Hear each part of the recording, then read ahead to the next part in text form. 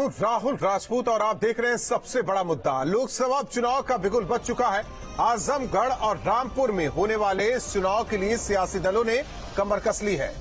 इन चुनाव में जहां अखिलेश का परिवारवाद हावी दिखा, तो वहीं जाति समीकरण साधने में भी अखिलेश पीछे नहीं रहे। लेकिन बीजेपी ने आजमगढ़ में निरहुआ को उतारकर अखिलेश के गणित को बिगाड़ने की कोशिश की। वहीं रामपुर की लड़ाई भी दिलचस्प हो चली है, क्योंकि यहां एसपी से आजम के करीबी को टिकट मिला है, तो बीजेपी ने भी कभी आजम के करीबी रहे घनश्याम लोधी को टिकट दिया है। ऐसे में सवाल उठता है कि आजमगढ़ में भी क्या परिवार भरोसे हैं अखिलेश? टिकट बांटने में एसपी नेताओं को क्या दरकिनार किया गया है? एमवाई फैक्टर के जरिए किलेबंदी की कोशिश में क्या समाजवादी पार्टी है? उपचुनाव के नतीजों में क्या दिखेगा 2024 का ट्रेलर? निरहुआ की एंट्री से बैकफुट पर क्या अखिलेश यादव आ गए? इन्हीं तमाम सवालों के साथ मेहमानों से चर्चा, लेकिन उससे पहले एक रिपोर्ट।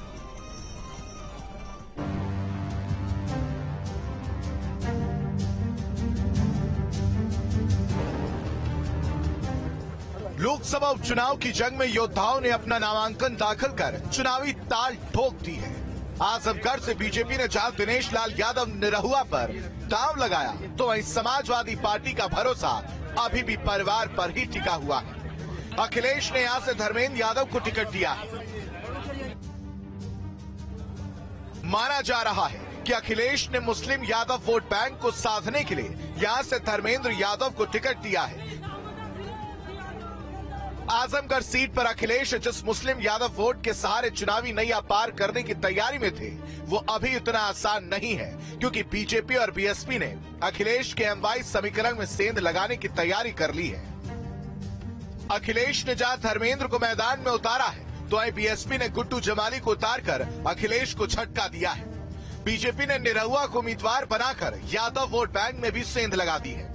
आजमगढ़ के जातीय समीकरण को समझे तो यहाँ 24% मुस्लिम मतदाता, 26% यादव और 20% दलित वोटर हैं। अखिलेश को भले ही 2019 के चुनाव में मुस्लिम यादव वोट मिल गया था, लेकिन मौजूदा समय में सियासी समीकरण बदल चुके हैं और वैसे भी बीएसपी के मुस्लिम कैंडिडेट और बीजेपी के यादव उम्मीदवार की वजह से वोट कटने का डर है। इस सीट से परिवार के सदस्य धर्मेंद्र को टिकट देकर अखिलेश ने बहुत कुछ साधने की कोशिश की है। हालांकि बीजेपी इसको लेकर एसपी पर वंशवाद का आरोप लगा रही है। वो वंशवाद की पार्टियां हैं, वो अलग निकल ही नहीं सकते, और इसलिए जनता जनार्दन इस पर हमें लगता है समाज के सभी लोग वोट देंगे, और जो लड़ाई हमें लगता है सपा को तीसरे नंबर पर न रखें। बीजेपी के आरोपों का जवाब देते हुए धर्मेंद्र यादव ने बीजेपी पर ही परिवारवाद होने का आरोप लगा दिया। भाजपा तो बहुत सूझ बात कहती है, भाजपा के कहने पर न जाए, पहले वो अपने परिवारवाद को देखें। कहा जाता है कि आजमगढ़ स्वर्गीय जनेश्वर मिश्रा जी ने कहा था, ये संघर्ष का परिवारवाद है। ये कोई सत्ता का परिवारवाद लेके हम लोग नहीं आए, हम जनता के बीच में संघर्ष के लिए आए हैं। सिर्फ आजमगढ़ ही नहीं, रामपुर के रण का ताना बाना भी जातीय समीकरण को साधते हुए बुरा गया है। रामपुर में एसपी ने आजम के करीबी आसिम राजा को उम्मीदवार बनाया है, तो वही बीजेपी ने यहाँ से घनश्याम लोधी को उम्मीदवार बनाया है। विकास, आपसी भाईचारा, रामपुर का अच्छा माहौल, रामपुर को एक पुरअमन शहर बनाना, जैसे आजम खान साहब ने बनाया है। आसिम के नाम का ऐलान खुद आजम खान ने किया था। ये फैसला इस बिना पर लिया गया है, हम ये भी देखना चाहते हैं कि हमारी आवाज में कितना। पहले ऐसे कयास लग रहे थे कि आजम की पत्नी तंजीम को पार्टी टिकट देगी, लेकिन ऐसा हुआ नहीं। हालांकि टिकट आजम खान की मंजूरी से ही दिया गया। Team news state. आजमगढ़ में नामांकन करने के बाद दिनेश यादव निरहुआ ने क्या कुछ कहा, सुनते हैं। मैं यही कहूंगा आजमगढ़ की जनता से कि भैया आप लोगों ने परिवार के लिए, जाति के लिए, धर्म के लिए बहुत बार सोचा, एक बार आजमगढ़ के लिए सोचिए, और आपने सबको मौका दिया। एक मौका हमको भी दे के देखिए। अगर इन 2 साल बचा है, 2 साल में अगर मैं अच्छा नहीं करूंगा तो आप बदल दीजिएगा। 2 साल बाद तो चुनाव होने वाला ही है, लेकिन मुझे लगता है कि अगर आपने कमल खिलाया तो माननीय हमारे नरेंद्र मोदी जी और योगी जी के नेतृत्व में जो सरकारें चल रही है राज्य में और केंद्र में, आजमगढ़ को हम लोग चमका देंगे, इसमें कोई दो राय नहीं। और मेहमान हमारे साथ जुड़ चुके हैं। सबसे पहले परिचय करवा दे रफत फातिमा जी, प्रवक्ता कांग्रेस, अशोक पांडे जी, प्रवक्ता बीजेपी, अभिषेक राय जी, प्रवक्ता समाजवादी पार्टी, अवधेश कुमार जी, वरिष्ठ पत्रकार हमारे साथ जुड़ रहे हैं। आप चारों मेहमानों का सबसे बड़ा मुद्दा में स्वागत है। और शुरुआत चर्चा की रफत फातिमा जी आपसे करना चाहते हैं, क्योंकि उपचुनाव से कांग्रेस गायब है। कांग्रेस को खुद पर भरोसा नहीं है या फिर कोई है ही नहीं कांग्रेस में लड़ने के लिए जो लोकसभा का उपचुनाव जिसके दम पर लड़ा जाए? आखिर लोकसभा का जो उपचुनाव होने जा रहा है उससे कांग्रेस ने अपने आप को अलग क्यों कर लिया? जिस तरीके से आप राहुल जी देख रहे हैं, अभी विधानसभा के चुनाव हुए हैं तो हमने अपने नतीजे देखे हैं और हमारे पार्टी में जिस तरीके से जो आत्म चिंतन भी हो रहा है, मंथन भी हो रहा है, लगातार शिविर लग रहे हैं। हम अपने संगठन को लेकर ज्यादा इस टाइम गौर और फिक्र में हैं। और जहां तक के चुनाव में कैंडिडेट न उतारने का, तो सिर्फ कांग्रेस की बात नहीं है, बहन जी ने भी नहीं उतारे। ऐसे बहुत सारी पार्टियां तो नहीं उतार रहे। आजमगढ़ है नहीं, ऐसा कोई वो नहीं है कि हमने उपचुनाव में कैंडिडेट नहीं उतारे तो इसके पीछे ये मकसद है कि मेरे पास कैंडिडेट नहीं है। नेशनल पार्टी है मैडम। फिलहाल हम लोग का जो मेन जो फोकस है वो 2024 है। हम पहले संगठन पे पूरी तरीके से जो उसके पूरा निर्माण पे एक तरीके से मंथन हो रहा है और प्रियंका जी लगातार इसको देख रही हैं खुद से कि वो कैसे क्या करे, संगठन को मजबूत करें। और 2024 क्या ऐसा नहीं लगता कि मजबूती से वोटर्स के बीच संदेश जाएगा, जमीन पे उतरे और फिर से जो वोटर्स के बीच संदेश जाएगा कि विधानसभा चुनाव हारने के बाद अब कांग्रेस में दम नहीं है, तो फिर 2024 में कैसे भरोसा कर सकती है? नहीं हो सकता, मीडिया का परसेप्शन हो सकता है। मैं पूछ रहा हूँ आपसे, ये मेरा सवाल है। लेकिन ऐसा कुछ नहीं है कि कांग्रेस अपने को मजबूत ही, कांग्रेस हर जगह अपने को मजबूत देख रही है। और कांग्रेस ने ही लड़ाई अगर देखा जाए विधानसभा में, आप देख लीजिए जिस तरीके से कांग्रेस ने मुद्दे उठाए हैं, मुखर होकर अगर कोई बोला है तो सिर्फ कांग्रेस बोली है। तो हार जीत तो देखिए रफत जी, हार जीत तो लगी रहती है। चुनाव है, किसी कोई जीतेगा कोई हारेगा। हार के डर से बैकफुट पर जाना हमें नहीं लगता कि डर की राजनीति नहीं करी जाती है। डरते वो लोग हैं जो है आगे लड़ने की हिम्मत नहीं करते। डरते वो लोग हैं। तभी तो हथियार आप लोगों ने डाल दिया उपचुनाव में। हमने तो आगे की बताई आपको स्थिति कि हम। अभिषेक राय जी, हमें लगा था कि कोई सैफई परिवार से अलग चुनाव लड़ेगा आजमगढ़ में, लेकिन अंततः क्या हुआ कि परिवार से ही कोई व्यक्ति आया, उसने नामांकन दाखिल किया और ताल ठोक दिया और ये बता दिया कि सैफई परिवार से अलग कोई नहीं। क्या उम्मीदवार नहीं या कार्यकर्ताओं पर भरोसा नहीं, केवल भरोसा सैफई परिवार पर ही है? देखिए राहुल जी, मैं बहुत सीधी सी बात बताना चाह रहा हूँ। हमारी पार्टी से सुशील आनंद जी को टिकट दिया गया था आजमगढ़ से लड़ने के लिए। वो दलित परिवार से थे और बलियारी बाबू एक बड़े नेता थे, उनके पुत्र थे। लेकिन सुशील आनंद जी ने खुद राष्ट्रीय अध्यक्ष जी को पत्र लिखा। उन्होंने बताया कि वो आजमगढ़ सदर और फूलपुर, जहाँ वो पैतृक निवास है, वहाँ के दोनों के वोटर लिस्ट में उनका नाम था। और भारतीय जनता पार्टी का जो चाल और चरित्र है, जैसे शासन प्रशासन का दुरुपयोग करते हैं, तो ये उनके पर्चे को निरस्त करा देते इसी आधार पर। तो उन्होंने बोला किसी और को कैंडिडेट करके लड़ाया जाए। हमारी पार्टी से, मैं आजमगढ़ का ही रहने वाला हूँ, हमारी पार्टी से आजमगढ़ की जिला इकाई से ये राष्ट्रीय अध्यक्ष जी से निवेदन किया गया था कि या तो धर्मेंद्र जी को लड़ाया जाए या तो डिम्पल यादव जी को लड़ाया जाए चुनाव महान से, क्योंकि हमें सीट जीतनी है और सीट हम मजबूती से जीतेंगे। क्योंकि आजमगढ़ की जनता माननीय मुलायम सिंह जी को, माननीय अखिलेश यादव जी को, माननीय डिम्पल जी को, माननीय धर्मेंद्र जी को रिकॉर्ड मतों से जिताने का काम पहले मुलायम सिंह जी के लिए भी किया। माननीय अखिलेश यादव जी ने 2019 की बात ना कीजिए, किस लिए न कीजिए ये आप भी जानते हैं, इस पैनल में बैठे हुए सब जानते हैं। मैं वही तो बता रहा हूँ कि अखिलेश यादव 2014 की बात कर सकते हैं, 2014 की बात कर सकते हैं, कह रहे 2014 की बात कर सकते हैं। हालांकि मुलायम सिंह यादव का अपना एक कद है, लेकिन 2019 में गठबंधन में चुनाव लड़ा था, इसी वजह से जीत मिली थी। सुनिए राहुल जी, मैं आपको बहुत सीधी सी बात बता रहा हूँ ना, कह तो रहा हूँ। अभी मैं 5 विधानसभा जो अभी हुई है, 2 महीने भी नहीं बीते, 3 महीने भी नहीं बीते उसको, हमने ना जो हमारा सबसे कम मार्जिन से जो हमारा वहाँ विधायक जीता है वो 12,000 है, सबसे कम मार्जिन से, जबकि 2,500 से कम मार्जिन से हमने 77 सीटें पूरे उत्तर प्रदेश में हारी। तो हमारा जो सबसे कम मार्जिन का विधायक है वो 12,000 से। अभिषेक जी, ऐसा नहीं लगता कि इस बार उपचुनाव फंस गया है आजमगढ़ का? इसी वजह से डिंपल यादव को ना उतारकर धर्मेंद्र यादव को उतार दिया गया। लड़ाई नंबर 1 की रही नहीं गई, हम सपा जीत रही, इसमें कोई डाउट ही नहीं। तो दूसरे और तीसरे नंबर जब मान बैठे हैं तो हो सकता है आप भी आजमगढ़ के थे अभिषेक राय जी, आप ही उम्मीदवार हो जाते। अरे साहब मैं उम्मीदवार हूँ, क्यों नहीं हो सकता था? हो सकता था, लेकिन हुए नहीं। हमारी पार्टी की डिमांड थी। सुन लीजिए, पहले मेरी बात कंप्लीट हो जाने दी। मेरा जब मौका आएगा, मेरा जब समय आएगा, मैं राष्ट्रीय अध्यक्ष जी से वो बात करूंगा।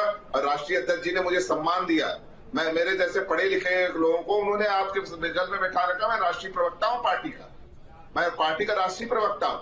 तो इससे ज्यादा सम्मान माननीय राष्ट्रीय अध्यक्ष जी किसी को क्या दे सकते हैं? सही बात। अगर आप एक बात समझिए, उन्होंने एक पढ़े लिखे आदमी को आपके चैनल पे बैठने के लिए। अच्छा ठीक है, जो एक और भी मेहमान है, जरा ये परिवारवाद की परिभाषा अपने हिसाब से समझा दीजिए। परिवारवाद की बात है, अगर पंकज सिंह के बेटे को टिकट मिले तो परिवारवाद नहीं, उनके राजनाथ सिंह के दूसरे बेटे को टिकट मिले तो वो परिवारवाद नहीं। आप सपा को भी परिवारवाद की बात करते हैं साहब। आप करो तो कुछ भी और हम करें तो हमारे ऊपर आप आरोप लगाओ। अशोक पांडे जी, माननीय राष्ट्रीय अध्यक्ष जी ने किसको टिकट दिया? अशोक पांडे जी, हमारे आजमगढ़ की लोकल इकाई ने मांगा, उसको टिकट दिया गया। अशोक पांडे जी, पहले जो ये कैंडिडेट घोषित कर चुके थे उनका नाम वोटर लिस्ट से कटवा दिया आप लोगों ने। अब बदायूं में चुनाव हारे तो पहुंच गए आजमगढ़।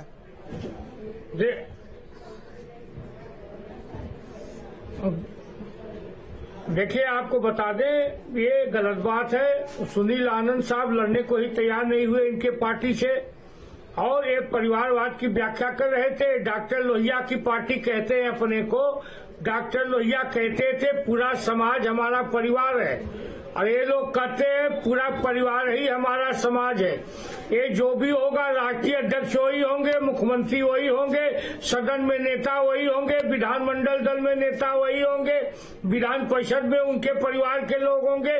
सरकार बनी तो पूरे परिवार के सारे लोग मंत्री हो गए। ये पूरा परिवार एक कुर्बा समाजवादी पार्टी है, जो लोहिया के सिद्धांतों पर तो बिल्कुल नहीं है। लोहिया पूरे समाज को परिवार कहते थे, ये परिवार को समाज कहते हैं। ये दुर्भाग्यजनक है। मेरा ये मानना है कि इस बार समीकरण बदल रहे हैं, वक्त बदल रहा है। निश्चित तौर पे इस बार ये तीसरे पर रहेंगे, इसमें कोई दो राय नहीं है। उनका कहना है वो तो पहले पर है।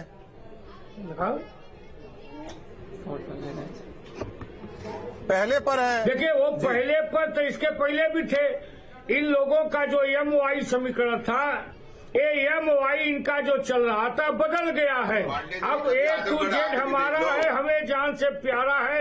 हमने लोगों को लाभ दिया है, लाभार्थी हमको सत्ता दिए, हमें लाभार्थियों ने सत्ता दिया है। एक खाली इतिहास की बात में बताना चाहता हूं। तो ये है, एक जानकारी सुन लीजिए तो बोलने दीजिए। अभी वलीउल्लाह, ये लोग वलीउल्लाह पर से मुकदमा वापस लेने का, जाने दीजिए, उधर न जाइए, जिसे आज फांसी की सजा हुई है। उधर न जाइए आप, पांडे जी उधर न जाइए। ठीक है, संक्षेप में अपनी बात कर लीजिए। राय साहब, संक्षेप में अपनी बात कर लीजिए, इसके बाद वरिष्ठ पत्रकार अवधेश कुमार जी का रुख करेंगे। जो बोलना है कहिए। अभिषेक जी। राहुल जी, बहुत सीधी सी बात बता रहा हूँ। एक इतिहास की बात है। आज तक आजमगढ़ में जितने चुनाव हुए आजादी के बाद से, एक इनकी 96 में एक विधायक की सीट आई थी, उसके अलावा आज तक इन्होंने कोई सीट नहीं जीती। जो भी जीती वो भी समाजवादी पार्टी के दूसरे लोगों को तोड़ के, रमाकांत यादव जी को तोड़ के ले गए थे। आज रमाकांत यादव जी कह रहे हैं, उन्होंने स्टेटमेंट दिया था कि अगर 10 में से एक सीट भारतीय जनता पार्टी जीत जाती, अरे सर, दोबारा कोई उत्तर प्रदेश का मुख्यमंत्री नहीं होता। हम लोग हो गए, नहीं उखाड़ पाओगे आजमगढ़ में। आप अपने अवधेश कुमार जी देखिए, रामपुर की बात न करके आजमगढ़ लोकसभा उपचुनाव को लेकर चर्चा हो रही है। 3 कैंडिडेट है, कांग्रेस ने अपने आप को हटा दिया है रामपुर और आजमगढ़ लोकसभा उपचुनाव को लेकर। जाहिर तौर पर जहां तक हमने भी पढ़ा, जमानत जब्त कराएंगे इनकी, जमानत तीसरे, ठीक है, हो गया अभिषेक जी, पता नहीं, चुनाव का कोई भरोसा नहीं। आप लोग भी विधानसभा चुनाव में मान बैठे थे कि हम आ रहे हैं, मुख्यमंत्री का सपना सजो लिया था, सबने कैबिनेट में बांट लिया था, लेकिन हुआ क्या सब जानते हैं, छोड़ दीजिए उसे। आप किस तरीके से आकलन करते हैं अवधेश कुमार जी, आजमगढ़ और ये जो 3 कैंडिडेट हैं, MY फैक्टर चलेगा? विधानसभा में एमवाई फैक्टर चला है। एम फैक्टर में तो मुझे अभी कोई संदेह नहीं है। एम फैक्टर अभी इंटैक्ट है कि जिस ढंग का वातावरण देश में बनाया गया है मोदी सरकार और योगी सरकार को लेके, उसमें मुसलमान का बहुमत अभी भाजपा के पक्ष में मत देने को तैयार नहीं है। ये बिल्कुल सत्य है, इसको स्वीकार करना चाहिए। पिछली बार मैं उस क्षेत्र के चुनाव में था तो यादव ये एक मुक्त रूप से सपा के साथ जा रहे थे, लेकिन मैंने कुछ प्रतिशत लोगों के अंदर पुनर्विचार का भाव देखा था। जैसे ऐसे लोग मुझे मिले थे जिनसे पूछता था तो बोले कि हम तो देंगे भी भाजपा को, तो हमारा वोट नहीं माना जाएगा क्योंकि हम लोग सपा के समर्थक मान लिए गए हैं। इसका मतलब था कि कम प्रतिशत ही सही यादवों में ये सोच उभर रही थी कि एक जाति की पहचान हमारी एक पार्टी से ही नहीं होनी चाहिए। अब इस चुनाव में वो कितना काम करेगा कहना कठिन है, लेकिन सपा के प्रवक्ता अभिषेक जी बता रहे थे जमानत जब्त होगी। अरे साहब, वो 2019 में अखिलेश जी खड़े थे तब भी जमानत जब्त नहीं हुई। 3,60,255 वोट जो है निरहुआ को तब भी आ गया था, और जबकि ये साथ में चुनाव लड़े थे तो गठबंधन में 2 लाख जी। इस समय सरकार बनी है, एक उत्साह का माहौल है, अखिलेश यादव मैदान में नहीं है, तो इस समय भारतीय जनता पार्टी बेहतर टक्कर नहीं देगी और वो जीतने की संभावना से नहीं लड़ेगी। एक पत्रकार होने के नाते तो मैं कम से कम ये भविष्यवाणी नहीं कर सकता हूं। तीसरी बात जो कहना है, देखिए समाजवादी पार्टी को एक संदेश देना था आजमगढ़ से। ये बता रहे हैं कि आजमगढ़ की जिला इकाई ने बिल्कुल प्रस्ताव पारित कर दिया था कि डिम्पल जी को या इनको लड़ाया जाए, धर्मेंद्र को प्रस्ताव पारित कर दिया था। प्रस्ताव क्या किसी के निर्देश पर, किसी के इशारे पर पारित कराया गया था? ये कौन लोग हैं जो लोकल की जगह चाहते हैं कि नहीं, अगर अखिलेश जी नहीं है, मुलायम जी नहीं है, तो उस परिवार से ही आदमी आए? तो क्या उस क्षेत्र के समाजवादी पार्टी के लोगों को ही ये विश्वास नहीं है कि अगर परिवार से कोई नहीं आया तो शायद भारतीय जनता पार्टी के साथ सामने हमारी पराजय हो सकती है? तो यह जाहिर है कि जिला इकाई के आत्मविश्वास की कमी का प्रतीक है और यह समय था अखिलेश यादव को जो परिवारवाद का आरोप आपकी बातों पर मुस्कुरा रहे हैं अभिषेक जी। नहीं, उनका काम है मुस्कुराना। आजमगढ़ में भारतीय जनता पार्टी का इतिहास जब ये करा रहे थे सर, आजमगढ़ के लोग अगर एक कौन से सीट जीती है, कौन से सीट जीती है? हमारे लोकल नेता हरा रहे हैं कि नहीं हरा रहे हैं? 10-9 बार के विधायक दुर्गा यादव, लेकिन एक चीज है, ठीक है, वो चीजें अभिषेक जी मान लेता हूं आपकी कि आप मान बैठे हैं कि कोई नहीं है आपके मुकाबले में, लेकिन जो वोट प्रतिशत है और जिस तरीके से, 1 मिनट बात तो सुनिए, ये सवाल अवधेश जी से है। जो वोट प्रतिशत है, यानी कि एम का वोट कितना, वाई का वोट कितना, अदर का वोट कितना, निरहुआ कौन सी बिरादरी से आते हैं सब जानते हैं, गुड्डू जवाली क्या है सब जानते हैं। अब धर्मेंद्र यादव को आप लेकर गए हैं तो कहीं ना कहीं कुछ तो डेंट लगेगा समाजवादी पार्टी को, अगर समाजवादी पार्टी मान बैठी है। देखिए, मुलायम सिंह का कद अलग था, 2019 में अखिलेश यादव आते कद अलग था, लेकिन गठबंधन में थे, लेकिन ये उपचुनाव है। देखिए, ऐसा है कि मुझे बोलना है कि अभिषेक जी, ऐसा है कि विधानसभा और लोकसभा चुनाव की मानसिकता में तो अंतर होता है, गुणात्मक अंतर था। विधानसभा में भी आप भी गए होंगे, जहां जहां भाजपा के विरोध में भी लोग मत डाल रहे थे, ऐसे लोग बड़ी संख्या में बताते थे कि लोकसभा चुनाव में तो हमारे साथ समस्या नहीं होगी क्योंकि यहाँ हमको मोदी को वोट देना होगा। इस बार हम जो है इसमें वोट डाल रहे हैं, तो ये संभव है कि उपचुनाव में, लोकसभा उपचुनाव में बहुत सारे लोग जो समाजवादी पार्टी को वोट दे रहे थे, इस समय राष्ट्रीय चुनाव देखते हुए उनका मत बदले। यादव में मैं अभी इस समय भविष्यवाणी नहीं कर सकता हूं, मैं इतना ही कह सकता हूं कि यादवों के अंदर, चूंकि अखिलेश यादव के नेतृत्व में 5 जी, आपकी बातों को मैं भी मानता हूं, मैंने भी देखा है। पुनर्विचार तो आज भी कुछ भी हो जाए वो उन्हीं के साथ है, कुछ भी हो जाए। रफत जी, हालांकि दर्शक दीर्घा में है, आप लोग कांग्रेस दर्शक दीर्घा में है, कोई कमेंट है उपचुनाव को लेकर? खुद कहा था अभी राहुल जी की सबसे बड़ी पार्टी नेशनल पार्टी है, तो हमारी जिम्मेदारियां भी बड़ी बन जाती हैं जनता के प्रति। तो उस जिम्मेदारियों को निभाते हुए कांग्रेस पूरी तरीके से मजबूती से 2024 की तैयारी कर रही है और अपने संगठन में पूरी मजबूती से लगी हुई है। तो आने वाला कल बताएगा कि कल क्या होने वाला है। ठीक है, ऑल द बेस्ट। मैं सोच रहा था कि उपचुनाव आपकी पार्टी लड़ती तो आज ही ऑल द बेस्ट बोलता, लेकिन अब 2024 के लिए है, बेस्ट तो हो ही नहीं पा रहा है, बस बोल ही सकता हूँ। नहीं, बेस्ट होगा क्यों नहीं, हिम्मत मर्दा मदद खुदा, हिम्मत तो बहुत जा रही है, यकीन करते हैं, हिम्मती से काम लेके आगे बढ़ेंगे। अवधेश जी, रामपुर के लिए क्या कहा जाए? देखिए रामपुर में ध्यान रखिए कि पिछले बार आजम खान थे जी, तब भी जया प्रदा ने कड़ी टक्कर दी थी, आपको ध्यान रखना चाहिए था। और वहां से मेरे ख्याल से 1,09,000 वोट से केवल हारी थी वो, पूरा टक्कर दिया था, जबकि 52% मुस्लिम आबादी है उत्तर प्रदेश में सबसे ज्यादा। तो इस बार आजम खान स्वयं नहीं है, उनका प्रतिरूप वहां है जी। तो इस बार भारतीय जनता पार्टी, पिछले बार जया प्रदा थी, खैर वहां से वो सांसद रह चुकी थी, उनका एक नाम भी था, लेकिन आखिर भारतीय जनता पार्टी को वोट मिला था। इसलिए रामपुर का चुनाव बहुत रोचक होने वाला है।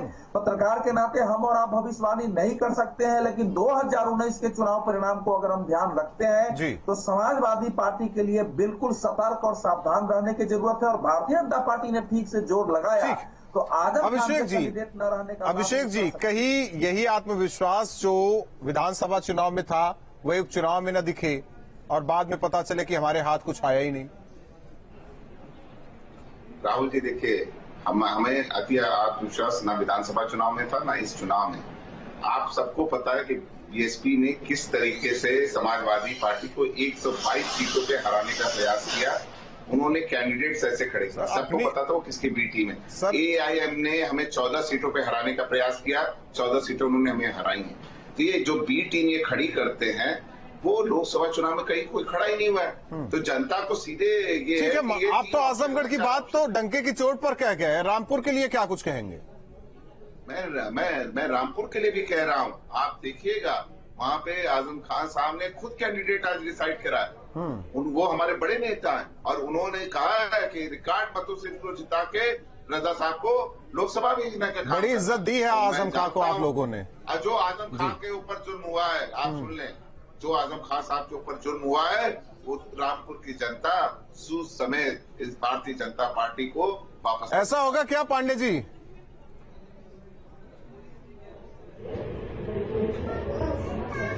देखिए, आजम खान साहब लड़ने के परिवार का कोई इनकी पार्टी से लड़ने को तैयार नहीं हुआ।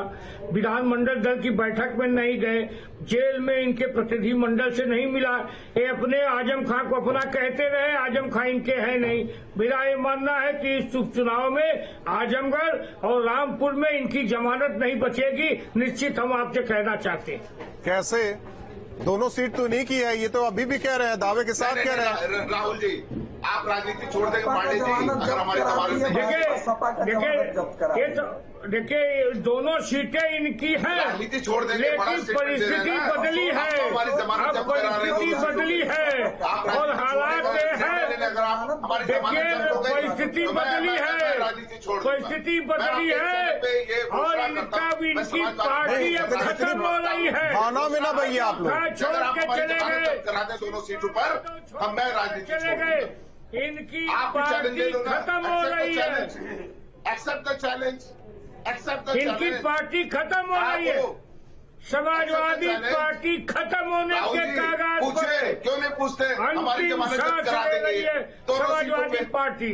दोनों सीटों पे मैंने चैलेंज एक्सेप्ट कर लिया, मैंने चैलेंज एक्सेप्ट कर लिया। शिवपाल गए, आजम गए और निश्चित है इनकी जमानत नहीं बचने वाली है। राजनीतिक संन्यास ले लोगे पांडे जी? पूछ तो रहा हूँ, राजनीतिक संन्यास ले लोगे? अरे राजनीति पे तो आप लोग चैलेंज करते हो और नहीं करा पाए तो राजनीतिक जाते हो।